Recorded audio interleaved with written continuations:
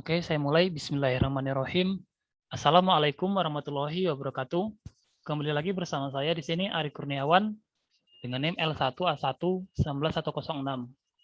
Saya dari Program Studi Kehutanan Fakultas Pertanian Universitas Jambi 2019. Dalam video kali ini kembali saya menjelaskan terkait materi mata kuliah silvikultur yang diampu oleh Bapak Bambang Irawan. Nah, dalam video kali ini juga saya ingin menjelaskan materi terkait pemeliharaan tanaman. Oke, kita masuk ke materinya, pemeliharaan tanaman. Pemeliharaan tanaman merupakan salah satu kegiatan yang bertujuan untuk menjamin keberhasilan dari tanaman yang kita tanam itu sendiri. Di situ juga diperlihatkan oleh kondisi tegakan yang mempunyai kualitas baik sesuai dengan tujuan penanamannya. Nah, dalam pemeliharaan tanaman itu sendiri, dia meliputi beberapa syarat-syarat dalam pemeliharaan. Yang pertama itu kita harus menguasai teknis dalam pemeliharaan tanaman itu sendiri. Teknis-teknisnya seperti apa, kita harus menguasainya supaya lebih maksimal dalam pemeliharaannya. Yang kedua itu tidak merusak lingkungan. Dari pemeliharaan ini jangan sampai dari kegiatan pemeliharaan ini kita berdampak pada ekologi atau lingkungan yang ada di sekitar tanaman itu sendiri. Itu tidak efektif dan efisien tentunya. Yang ketiga itu laba. Nah, laba di sini maksudnya adalah pengeluaran dana atau laba atau biaya yang kita perlukan dalam pemeliharaan itu sendiri. Jangan sampai itu menghilangkan sisi ekonominya dari pemeliharaan tanaman. Jangan sampai kita output dan input yang diperoleh itu tidak sesuai dan tidak ada balance keseimbangan antara keduanya gitu. Maka dari itu ketiga syarat-syarat ini harus sangat kita perhatikan. Oke, selanjutnya kita masuk ke masalah dari pemeliharaan tanaman itu sendiri. Ada dua masalah di sini. Yang pertama itu kematian bibit dan yang kedua itu adalah pertumbuhan abnormal dan kata lain tidak normal. Dalam kematian bibitnya sendiri itu disebabkan oleh beberapa faktor. Yang pertama itu keterampilan menanam kita yang minim. Karena minimnya edukasi atau mungkin keterampilan kita dalam menanam itu sendiri bisa mengakibatkan kematian pada bibit itu sendiri. Yang kedua ini adalah kondisi cuaca berubah. Nah, kondisi cuaca yang berubah secara signifikan juga mengakibatkan kematian bibit. Misalnya kita menanam ke dalam kondisi yang tidak stabil. Tiba-tiba hujan, tiba-tiba panas, misalnya diakibatkan oleh aktivitas-aktivitas iklim yang secara tidak stabil, El Nino atau La Nina. Nah, yang ketiga itu adalah kondisi anakan. Kondisi anakan ini berpengaruh juga terhadap bibit. Maksudnya di sini dari keturunan yang didapatkan jangan sampai berpengaruh pada anakannya gitu. Kalau misalnya dari indukannya saya tidak bagus, pada bibit itu sendiri juga kan tidak bagus, berpengaruh juga. Selanjutnya yang keempat itu adalah tanah yang kurang baik. Nah, tanah yang kurang baik ini disebabkan beberapa faktor. Mungkin karena tanah tersebut kurus, karena mungkin ditanami oleh tanaman-tanaman sebelumnya, sehingga mengakibatkan terkurasnya unsur hara yang mengakibatkan kekurusan pada tanah. Atau juga tanah tersebut memang tidak cocok untuk ditanam oleh tanaman-tanaman. Seperti itu. Soalnya itu disebabkan oleh binatang atau serangga. Nah, binatang atau serangga ini juga mengakibatkan kematian pada bibit. Misalnya bibitnya baru kita tanam, akan tetapi diganggu oleh binatang atau serangga, misalnya binatang pemakan atau serangga-serangga lainnya yang mengakibatkan kematian pada bibit itu. Adapun yang selanjutnya itu gulma. Gulma di sini seperti rerumputan, karena adanya persaingan antara unsur hara, persaingan konsumsi unsur hara antara gulma dan bibit, nah itu bibit biasanya akan kalah, sehingga dia bisa mengakibatkan kematian. Sedangkan pada pertumbuhan abnormal, ada beberapa faktor yang mengakibatkan. Yang pertama itu adalah salah memilih jenis. Jenis tanaman yang kita tanam itu salah, tidak sesuai dengan kondisi lingkungan di tempat yang untuk ditanam itu. Sehingga pertumbuhannya itu tidak normal atau abnormal. Yang kedua itu adalah kekurangan hara. Nah, kekurangan hara di sini tentu saja berkaitan dengan kondisi tanah itu sendiri. Seperti yang saya katakan tadi, kalau misalnya tanah itu kurus akan unsur hara, jadi pertumbuhannya juga kurang normal karena adanya mungkin pernah ditanam tanaman yang sangat rakus akan unsur hara, sehingga mengakibatkan tanah tersebut kekurangan unsur hara. Atau juga unsur hara kan bisa diberikan melalui pupuk. Nah, mungkin di sini karena pemupukannya kurang maksimal, kurang baik dan efisien juga, sehingga mengakibatkan kekurangan hara dan mengakibatkan pertumbuhan yang tidak normal. Yang ketiga, kondisi fisik tanah yang buruk. Nah, kondisi fisik tanah yang buruk ini juga berdampak berkaitan juga dengan yang seperti yang katakan tadi, tanah yang kurus dan kering akan miskin akan unsur hara. Selanjutnya juga kurangnya penyiangan. Penyiangan di sini artinya yang disiang itu adalah biasanya adalah bibit, maksudnya gulma-gulmanya. Nah, ketika kurangnya penyiangan, dia akan berkompetisi dalam mengkonsumsi unsur hara itu sendiri. Pertumbuhannya pun kurang baik karena adanya kompetisi unsur hara ini mengakibatkan kekalahan pada tanaman itu sendiri oleh gulma-gulma atau rumputan lainnya. Dan yang selanjutnya itu tidak adanya mikroorganisme simbiotik. Artinya mikroorganisme ini yang membantu untuk pertumbuhan itu sendiri. Karena tidak adanya mikroorganisme baik ini juga tidak membantu pertumbuhan sehingga mengakibatkan pertumbuhan yang tidak normal. Oke, selanjutnya kita masuk ke penyiraman. Nah, penyiraman ini sendiri bertujuan untuk pertumbuhannya agar lebih baik. Interval pemberian air pada penyiraman ini juga disesuaikan dengan kondisi lingkungan pada tanaman itu sendiri. Nah, di penyiraman ini biasanya ada beberapa kondisi. Yang pertama itu adalah kondisi panas, sehingga mengakibatkan evapotranspirasi pada tanaman itu sangat tinggi, sehingga biasanya penyiraman itu akan dilakukan lebih sering, atau bisa dikatakan setiap hari itu. Pemberian airnya lebih sering. Nah, soalnya itu berawan. Pada kondisi berawan ini sendiri, intensitas cahayanya cukup rendah. Evapotranspirasi pada tanaman itu juga cukup rendah. Jadi penyiraman pada tanaman ini bisa dilakukan, bisa dikatakan itu jarang atau bisa dikatakan juga tidak terlalu sering. Beda dengan kondisi yang panas itu tadi. Sedangkan yang ketiga itu curah hujan. Kalau curah hujan ini nantinya tidak ada. Dan tidak terjadi pula proses evapotranspirasi pada tanaman, sehingga biasanya tidak akan dilakukan penyiraman pada tanaman itu. Nah, sangat jarang, atau interval pemberian ini sangat jarang. Selanjutnya pemupukan. Pada pemupukan ini bertujuan untuk pemenuhan kebutuhan unsur hara pada tanaman.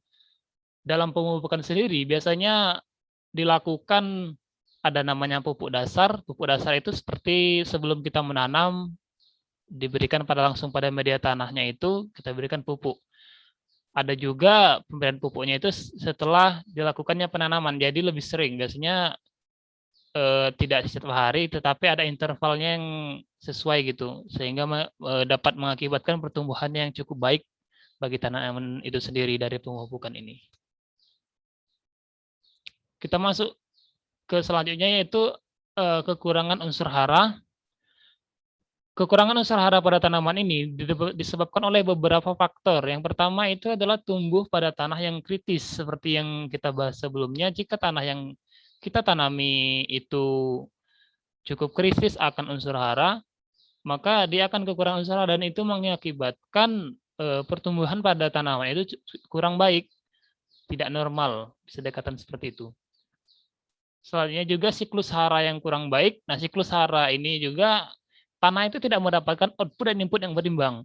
Dia sudah memberikan pada tanaman itu hara yang cukup, tetapi kita tidak memberikan hara pada tanah itu tidak seimbang juga dengan outputnya gitu. Biasanya unsur hara ini didapatkan oleh tanah biasanya melalui pemupukan, atau baik pemupukan organik atau pupuk anorganik juga. Nah, jika kita lakukan secara rutin, maka siklus haranya itu cukup baik. Output dan input dari tanah itu berimbang itu. Selanjutnya disebabkan oleh adanya pencucian oleh air hujan. Drainase atau pencucian air hujan ini dapat mencuci unsur hara pada tanah itu sendiri. Misalnya nih, kita lakukan pemupukan, tetapi akibat terjadinya hujan, maka hara tersebut akan terbawa oleh hujan gitu, sehingga terjadi proses pencucian hara pada tanah. Selanjutnya juga tumbuh di daerah bercurah hujan rendah atau kering. Nah, Kekurangan hara ini juga dapat disebabkan karena curah hujan pada kondisi lingkungan yang tempat kita tanam itu curah hujannya cukup rendah karena kebutuhan tanaman pada air itu sangat penting untuk pertumbuhannya. Soalnya juga ada tidak adanya cendawan mikorrhiza atau rhizobium. Nah, maksudnya di sini mikroorganisme yang baik dalam membantu pertumbuhan itu sendiri. Seperti misalnya kayak mikroorganisme cacing di tanah itu juga membantu pertumbuhan pada tanaman gitu. Sehingga mengakibatkan tanah lebih subur. Oke, kita masuk ke materi pemupukan. Yang pemupukan ini sendiri ada beberapa hal yang perlu diperhatikan. Yang pertama itu konsentrasinya. Konsentrasi pada pemupukan disesuaikan dengan umur tanaman. Kebutuhan tanaman akan hara berbeda pada setiap fase pertumbuhannya itu sendiri. Ada jenis nutrisinya juga berbeda pada setiap fase. Fase pertama dalam penanaman dan fase pada setelah dia ditanam itu berbeda konsentrasi pupuk yang kita berikan.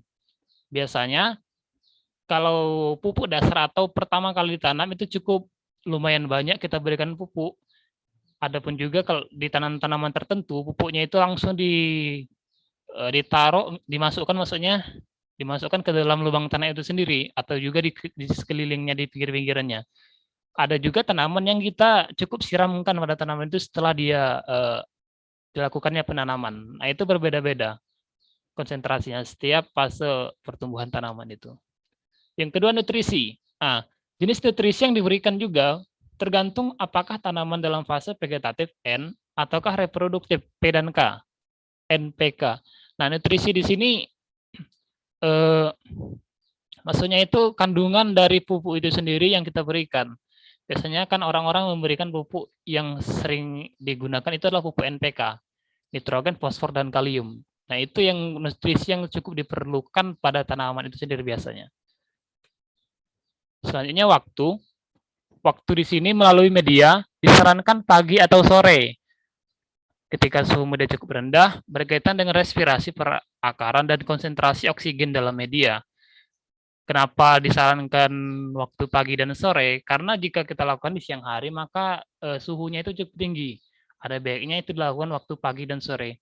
Dan biasanya yang sering orang-orang gunakan yang cukup baik itu dilaksanakan pemupukan waktu sore. Karena sore itu sendiri mungkin malamnya dia akan terlarut karena tidak adanya suhu panas yang mengakibatkan kerasnya sulitnya bagi pupuk untuk larut ke tanaman, ke tanah juga. Selanjutnya daun. Pemupukan melalui daun juga. Konsentrasi tidak boleh terlalu tinggi, utama pada siang hari saat transpirasi maksimal. Berkaitan dengan bukaan stomata, aplikasi dari permukaan bawah helaian daun. Nah, biasanya tanaman-tanaman yang dipupuk melalui daun ini tanaman-tanamannya kita pupuk pada saat siang hari. Maksudnya di sini siang hari misalnya kayak pagi menjelang siang itu. Nah, itu cukup baik untuk dilakukannya pemupukan melalui daun. Biasanya pupuk itu dilarutkan ke dalam air, terus kita siramkan. Nah, itu lebih baik pertumbuhannya bagi tanaman itu sendiri. Karena transpirasinya itu cukup maksimal di siang hari gitu. Oke, selanjutnya penyiangan. Penyiangan ini bertujuan untuk pembuangan vegetasi mengganggu atau gulma biasanya. Nah, untuk mengurangi persaingan hama, cahaya, dan air. Nah, gulma-gulma di sini kita buang dari tanaman-tanaman sehingga dia tidak mengakibatkan kompetisi dalam memperebutkan unsur hara pada tanah. Nah, ada juga intensitas penyiangan. Yang pertama itu jenis tanaman. Yang kedua iklim pada tanaman itu sendiri. Yang ketiga kondisi tanah. Nah, langkah-langkah penyiangan itu adalah kontrol gulma yang pertama. Kontrol gulma ini meliputi kontrol terhadap rumput, herba, dan semak yang secara langsung berkompetisi dengan tanaman baru yang harus dikontrol sejak penanaman pertama. Maksudnya di sini yang kita kontrol itu adalah rumput, herba, atau semak yang secara langsung berkompetisi, yang maksudnya berdekatan sekali, biasanya bersebelahan, atau juga dia memperebutkan tempat pada tanaman itu sendiri. Nah, itu harus dikontrol secara langsung gitu. Yang selanjutnya itu gulma secara langsung sebagai kompetitor terhadap cahaya, air, dan hara. Gulma juga dapat melilit pohon dan mematikan melalui penaungan yang berat. Biasanya di sini yang masuk ke dalam lili ini adalah jenis gulma liana. Vegetasi permukaan yang lebih lebat mengakibatkan peluang kebakaran dan juga sebagai pelindung binatang dari serangan predator alam seperti tupai. Maksudnya permukaan yang lebat ini meningkatkan permukaan kebakaran. Biasanya jika terjadinya bencana seperti kebakaran, itu akan mengakibatkan peluangnya itu cukup cepat merambat seperti itu karena vegetasi yang cukup rapat itu. Soalnya itu adalah pembersihan. Pembersihan ini meliputi kegiatan pembuangan tanaman, pengganggu, pembuangan pohon yang tidak diinginkan, dan liana. Pembersihan ini bisa misalnya kita lakukan pemotongan atau penyangan juga bisa lakukan sebagainya. Ini kita langsung masuk ke kontrol OPT, organisme pengganggu tanaman. Kontrol organisme pengganggu tanaman ini sendiri bertujuan untuk pengendalian hama, penyakit, dan gulma pada tanaman itu sendiri. Yang pertama hama. Hama ini ada seperti contohnya itu serangga, ada serangga penghisap, ada juga jenis serangga penggigit. Kalau serangga penghisap ini biasanya menghisap cairan jaringan pada organ akan tampak bercak-bercak coklat. Biasanya ini seperti kayak bahasanya itu seperti kayak pianggang dan sebagainya. Itu kalau dia menghisap tanaman akan mengakibatkan tanaman ini bercak-bercak coklat sehingga juga berdampak kematian pada tanaman itu sendiri. Nah, itu juga dapat mengakibatkan kurangnya kualitas produksi pada tanaman. Contohnya itu seperti kutu daun. Nah, kutu daun ini mungkin pernah kita lihat juga. Selanjutnya itu serangga penggigit. Serangga penggigit ini seperti pemakan daun, buah, atau organ lain. Dia juga dapat mengakibatkan mengurangi kuantitas dari produksi pada tanaman itu sendiri. Contohnya itu seperti ulat Klutella. Selain ulat juga bisa seperti serangga-serangga terbang dan misalnya kayak kelelawar dan sebagainya. Biasanya dia menggigit pada buah-buah atau daun-daun pada tanaman. Yang kedua selanjutnya itu ada penyakit. Penyakit itu ada yang dikatakan sebagai inang penyakit, yakni meliputi ada jamur, bakteri, dan virus. Jamur, bakteri, dan virus juga dapat menyebar ke ruangan reproduksi melalui bibit, seedborne disease. Soalnya juga lingkungan lembab ideal bagi pertumbuhan penyakit. Dan penyiraman tajuk tanaman jangan dilakukan pada sore hari, dapat menggenang hingga malam. Penyiraman tajuk ini misalnya kita penyiramannya dari atas, sebaik-baiknya jangan dilakukan pada sore hari, karena itu akan menggenang dan mengakibatkan tumbuhnya jamur dan bakteri serta virus itu sendiri, karena menggenang di malam harinya pada tanaman itu. Kalau misalnya pagi, dia akan terevaporasi, maksudnya dia akan menguap sehingga tidak terlalu lama menggenangnya kalau di pagi hari, karena di siangnya suhu yang cukup panas. Soalnya pengendalian hama dan penyakit, pertama itu mekanismenya itu memasang perangkap atau menangkap secara langsung. Misalnya kayak pengendalian melalui tikus, kita bisa pasang perangkap tikus atau juga menangkap secara langsung. Biasanya sih lebih efektifnya untuk memasang perangkap. Soalnya secara biologis ini sendiri biasanya menggunakan predator alami. Biasanya akan hama ini akan hilang dengan sendirinya jika ada predator alaminya, misalnya kayak tikus. Jika adanya ular, maka dia akan hilang dengan sendirinya karena memang itu adalah predatornya bagi tikus ular itu. Misalnya pengendalian secara kimiawi. Nah, kimiawi ini bisa menggunakan bahan kimia atau pestisida. Biasanya di toko-toko pertanian biasanya tersedia banyak contoh-contoh kayak racun bahan kimia untuk pestisida untuk menghilangkan hama dan penyakit pada tanaman. Selanjutnya gulma. Gulma di sini meliputi ada ganggang, lumut, dan rumput-rumputan. Gulma ini berperan sebagai kompetitor penyerapan hara, air, dan cahaya dari tanaman itu sendiri, sehingga perlu adanya pembersihan dari gulma ini, sehingga dapat meminimalisir kompetisi antara tanaman dan gulma itu. Juga mengurangi estetika lahan produksi. Jika terdapat banyak sekali gulma atau rumputan, tentunya tidak enak untuk dilihat pada tanaman. Estetika dan nilai keindahannya juga akan berkurang pada tanaman itu sendiri di lahan. Soalnya pengendalian lebih baik secara mekanis.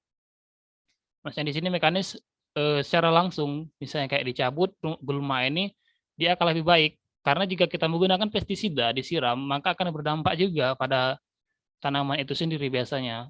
Tersiram oleh pestisida, itu juga akan berdampak seperti terkena bahan-bahan kimia pada tanaman itu kan juga kurang baik. Soalnya itu adalah kontrol air. Kontrol air ini sendiri bertujuan untuk pengadaan irigasi dan drainase. Nah, irigasi dan drainase itu seperti ini contohnya irigasi. Irigasi ini maksudnya usaha kita mendatangkan air melalui saluran buatan. Biasanya di lahan-lahan pertanian di sejumlah daerah-daerah di Indonesia sendiri biasanya sudah disediakan oleh pemerintah adanya irigasi. Biasanya irigasi ini lebih banyak di lahan pertanian padi biasanya. Itu biasanya kita lihat banyak sekali irigasi-irigasinya. Nah, selanjutnya drainase. Drainase ini merupakan kegiatan kita untuk membuat saluran pembuangan air yang tidak diperlukan. Biasanya kalau di daerah pertanian, mereka setelah dilakukan penanaman hingga waktu masa berbuah padi tersebut, maka akan dikeringkan karena tidak diperlukan lagi adanya air yang cukup banyak. Sehingga mereka membuat saluran seperti saluran untuk mengeringkan air yang disebut drainase. Soalnya materi soalnya itu adalah pemangkasan. Pemangkasan ini sendiri bertujuan untuk pemotongan bagian tanaman dengan tujuan tertentu. Biasanya supaya dia tidak unsur hara pada tanah itu tidak terfokus pada ranting-ranting atau dahan-dahan yang tidak perlu. Jadi dia bisa berfokus kepada bagian-bagian tumbuhan lainnya seperti buah dan bunganya. Tujuan pemangkasan itu meliputi mengontrol kekuatan kayu juga, mempermudah jalan masuk kita dalam pemeliharaan maksudnya, mengurangi bahaya api seperti yang kita katakan tadi, bahwasanya jika dia terlalu lebat tajuknya, maka dia tingkat kebakaran pada tanaman itu akan lebih tinggi karena dia akan cepat merambat ke seterusnya gitu. Sebetulnya juga mencegah penyebaran penyakit jika dia tidak terlalu rimbun. Jadi satu tanaman yang terkena penyakit dia tidak akan mudah menyebar karena setelah lakukan pemangkasan tadi akan lebih jarang gitu. Soalnya penjarangan ini bertujuan untuk pengurangan jumlah pohon dalam suatu tegakan. Tujuannya agar lebih tingkat volume pertumbuhan kayu itu lebih maksimal gitu. Nah, ini ada tujuan menyediakan ruang yang cukup bagi tanaman itu sendiri, tegakan yang higienis, menghilangkan pohon dengan pertumbuhan yang buruk, serta mendapatkan hasil kayu yang berkualitas. Bisa tidak di sini ada 1, 2, 3, 4, 5, 6, ada 7 tanaman, di mana yang disilang ini adalah tanaman yang hendak dihilangkan atau di penjarangan. Ini pertumbuhannya kurang baik. Beda dengan yang sebelahnya, ini lurus, ini kurang baik, agak bengkok, dan tajuknya juga kurang baik. Lebih baik ini dihilangkan supaya ini lebih maksimal pertumbuhannya. Makanya biasanya jika dalam penanaman dalam bidang kehutanan itu mereka lebih mengutamakan yang pertama kali mereka tanam itu dirapatkan, bukan langsung dijarangkan. Karena lebih baik dirapatkan karena nanti akan dilakukannya penjarangan, pasti itu dilakukan itu. Karena tidak semua tumbuhan itu akan tumbuh dengan baik gitu. Pasti adanya kekalahan dalam pertumbuhan. Nah, itu nanti dilakukan proses penjarangannya. Oke, mungkin cukup sekian. Terima kasih. Jika ada pertanyaan, bisa kontak saya di email arikurniawan260661@gmail.com atau di Instagram arikurniawan26 atau YouTube Awan. Oke, cukup sekian. Mungkin lebih kurangnya saya mohon maaf. Saya harap penjelasan materi ini dapat bermanfaat bagi diri saya pribadi dan bagi yang menyaksikannya ataupun yang menontonnya juga bermanfaat, menambah pengetahuan yang cukup. Mungkin cukup sekian, mohon maaf segala kekurangan. Saya akhiri, wassalamualaikum warahmatullahi wabarakatuh.